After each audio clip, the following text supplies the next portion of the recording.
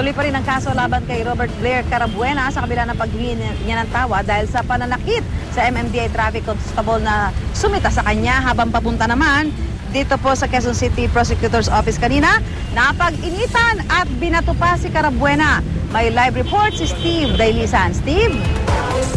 Susan, hindi na muling bumalik sa Quezon City Prosecutor's Office ngayong hapon ang motoristang si Robert Blair Carabuena matapos umanong batuhin ng bottled water at mapag-initan kaninang umaga habang papanhik sa tanggapan ng piskalya. Bago nito, Susan, ay nagtungo itong si Carabuena sa tanggapan ng MMDA para nga ipaabot yung kanyang paghingi ng paumanhin sa traffic constable na si Saturnino Fabros na kanyang nasampal matapos siyang masita nitong August 11 sa may Tandang Sora, Quezon City.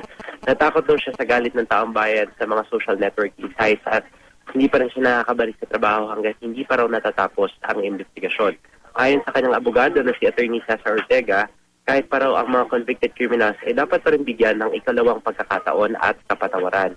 Tinanggap naman ni Fabro Susan yung pagsasorry nitong si Carabuena pero tuloy raw ang kasong direct assault. Nakulangan naman ng sinseridad ng kanyang anak na si Josan. Mas matatanggap daw sana nila kung personal na kinausap ni Carabuena yung kanilang ama at taos-pusong paumanhin yung kanyang ginawa at hindi isang prepared statement. Ang MMDA hindi raw iuurong ang demanda. Ayon kay Chairman Francis Tolentino, tuloy din ang proseso ng pagpapakansela ng lisensya ni Carabuena sa pagmamaneho.